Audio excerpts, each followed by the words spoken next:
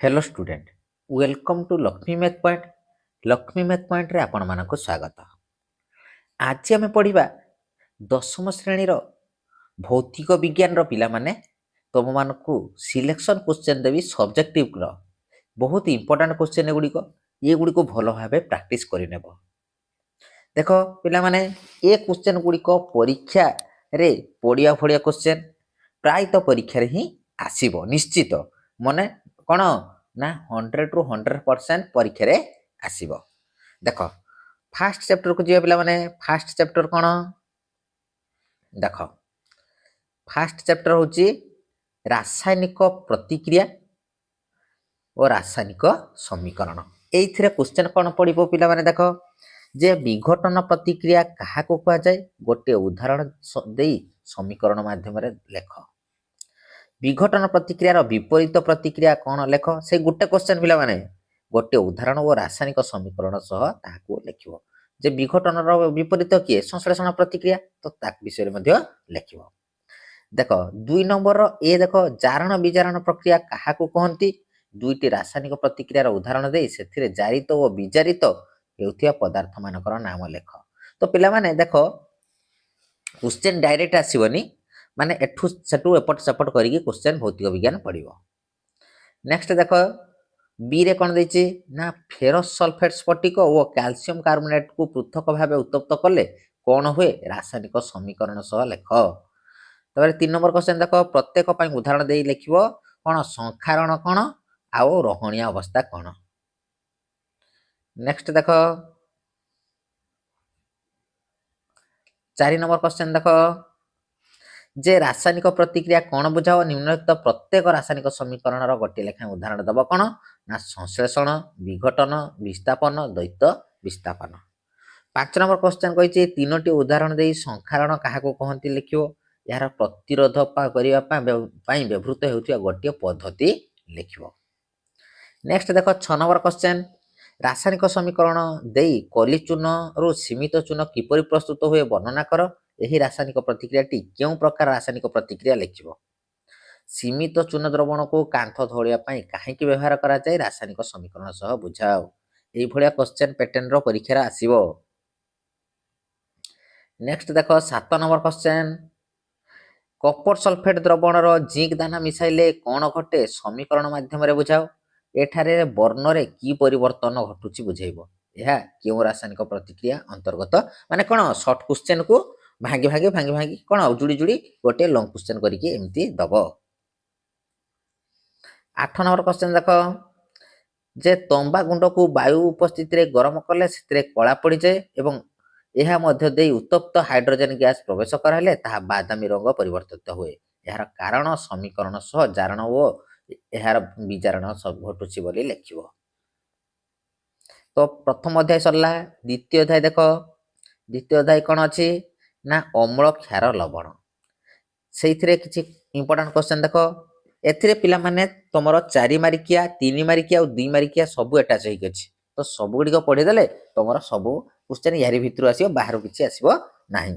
PH काहा को कहंती उदाहरण सब बुझाओ। पीएच स्केल अंकन करी एथिरे उपलब्ध 3टी सूचक ना लेख।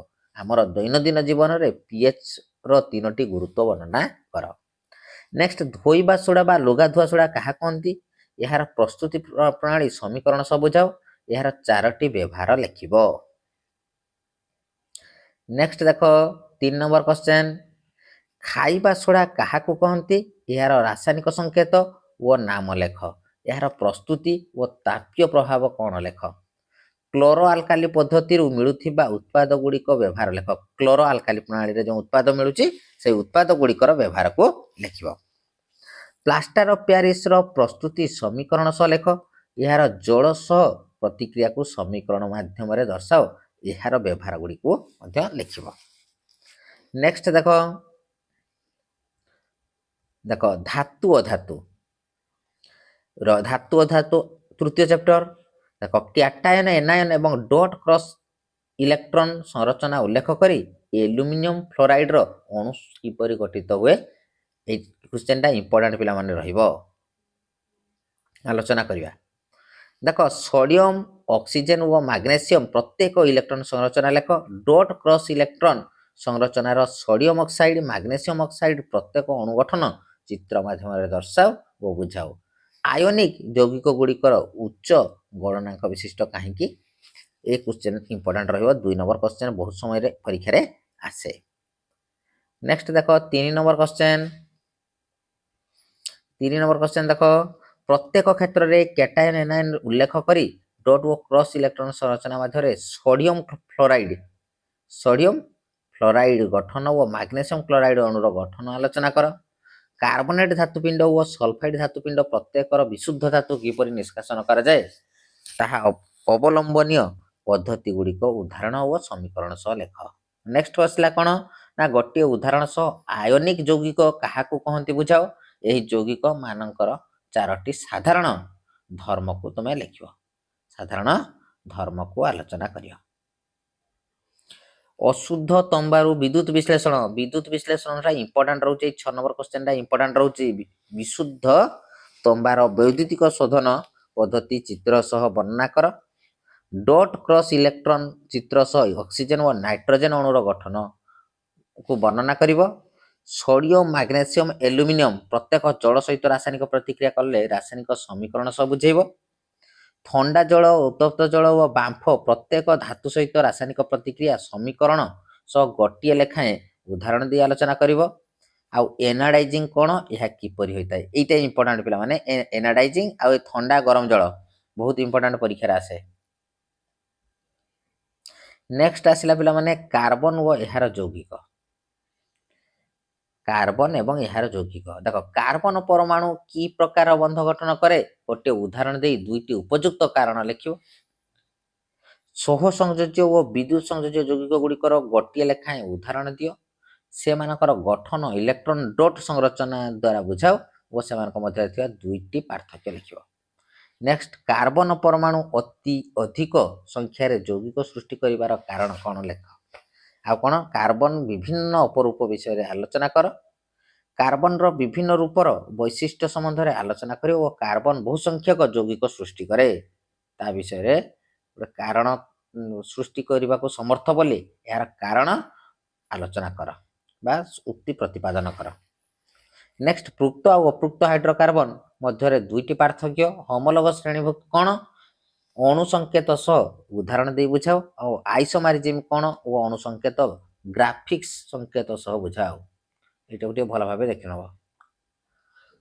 नेक्स्ट देख 6 नंबर क्वेश्चन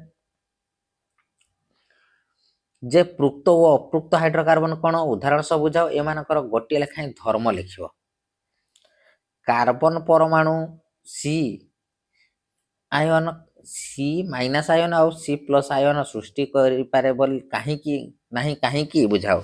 एटा इंपोर्टेंट क्वेश्चन पिला माने एटा इंपोर्टेंट क्वेश्चन रोचे एटा इंपोर्टेंट। आल्काइन श्रेणीर यौगिक गुड़िकर उदाहरण दे होमोलोगस श्रेणीर 2टी लेखाएं वैशिष्ट्य आलोचना कर। आ पृक्त और अपृक्त हाइड्रोकार्बन मध्य 2टी पार्थक्य 4 कार्बन विशिष्ट आल्काइन आइसोटोप गुड़िक आलोचना कर। एतिक क्वेश्चन है कार्बन और यार यौगिकर। आ 10 नंबर क्वेश्चन गोटे अच्छी जे आल्काइन श्रेणीर 3टी क्रमिक यौगिकर उदाहरण दे होमोलोगस श्रेणी गुड़िक बुझाओ। कार्बोक्सिलिक एसिड सक्रिय ग्रुप टाको ग्राफ चित्र माध्यम दर्शाइब। एटा गोटे एटा टिके इंपोर्टेंट रोचे भल भाव देखियो। नेक्स्ट देख पर्याय सारणी मौलिक गुड़िकर पर्याय श्रेणीकरण एथिरे कौन ना मेंडलिम को पर्याय सारणी आधुनिक पर्याय सारणी मध्य सामंजस्य और प्रभेद को विवरणी दियो। गोटे परमाणुर इलेक्ट्रॉन संरचना 2 8 आउ 7 यार एटा 7 अच्छी 7 यार परमाणु क्रमांक और योज्यता केते हेबो। न्यूलैंड को अष्टक नियम बुझेइबो। मेंडलिम को पर्याय सारणी 2टी सफलता और 2टी त्रुटि बा विफलता आलोचना कर। आधुनिक पर्याय सारणी मौलिक मानक परमाणुर आकार उभय ग्रुप और पर्याय किपरि परिवर्तित हुए बुझाओ। नेक्स्ट देख 5 नंबर क्वेश्चन मेंडलिम को पर्याय सारणी आधुनिक पर्याय सारणी मध्य सामंजस्य और प्रकार भेद तुलना कर विवरणी लेख। मेंडलिम को पर्याय सारणी गुड़िक श्रेणीकरण त्रुटि गुड़िक आलोचना कर। आ 2टी उदाहरण सह डुबेरिनर ट्रायड समूह बुझाओ। यार ସୀମାବଦ୍ଧତା ଲେଖ ଓ ଡୁବେରିଙ୍କ ପ୍ଲାଟିନମର କେଉଁ ଧର୍ମ ଉପରେ ପ୍ରଥମେ ପର୍ଯ୍ୟବେକ୍ଷଣ କରିଥିଲେ ସେଟାକୁ ଟିକେ ଦେଖିବ। ନେକ୍ସଟ ଆସିଲା ପିଲାମାନେ ଯେ ଆଲୋକର ପ୍ରତିଫଳନ ଓ ପ୍ରତିସରଣର ଦେଖ ଯେ ଆୟତାକାର କାଚ ସ୍ଲାବ ମଧ୍ୟରେ ଆଲୋକର ପ୍ରତିସରଣ କିପରି ହୁଏ ନାମାଙ୍କନ ଚିତ୍ର ସାହାଯ୍ୟରେ ଦର୍ଶାଅ ଓ ବୁଝାଅ ଓ ଆଲୋକର ପ୍ରତିସରଣ ନିୟମ ଗୁଡ଼ିକୁ ଲେଖ।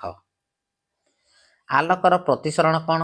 ଆଲୋକର ପ୍ରତିସରଣ ନିୟମକୁ ଲେଖ। ପ୍ରତିସରଣ କେଉଁ କେଉଁ କାରକ ଦ୍ୱାରା ପ୍ରଭାବିତ ବୁଝାଅ।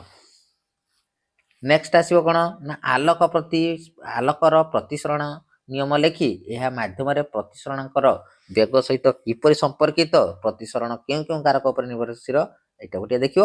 ଏଇଟାକୁ ଭଲ ଭାବେ ଦେଖିବ। ଏଇ ଯେ 1 ନମ୍ବର କ୍ୱେଶ୍ଚନ୍ ନା ପିଲାମାନେ, 1 ନମ୍ବର କ୍ୱେଶ୍ଚନ୍ଟା ବହୁତ ଇମ୍ପୋର୍ଟାଣ୍ଟ ରହୁଛି। 1 ନମ୍ବର କ୍ୱେଶ୍ଚନ୍, ଏଇ 1 ନମ୍ବର କ୍ୱେଶ୍ଚନ୍ଟାକୁ ଭଲ ଭାବେ ପଢ଼ିକି ଯିବ। ତାପରେ ନୂତନ କାର୍ଟେସିଆନ ପ୍ରଥା କାହାକୁ କହନ୍ତି? ବର୍ତ୍ତୁଳାକାର ଦର୍ପଣରେ ବ୍ୟବହୃତ ହେଉଥିବା ସଂକେତ ପ୍ରଥା ଚିତ୍ର ସହ ବୁଝାଅ ଓ ଦର୍ପଣର ଆବଶ୍ୟକ ସୂତ୍ର ଲେଖିବ। ଏଇ 4 ନମ୍ବରଟା କ୍ୱେଶ୍ଚନ୍ କରେକ୍ଟ ଆନ୍ସର। ଦେଖ ଏ 4 ନମ୍ବରଟା ଭଲ ଭାବେ ପ୍ରାକ୍ଟିସ୍ କରିବ। 4 ନମ୍ବରଟା ପ୍ରାକ୍ଟିସ୍ କରିବ।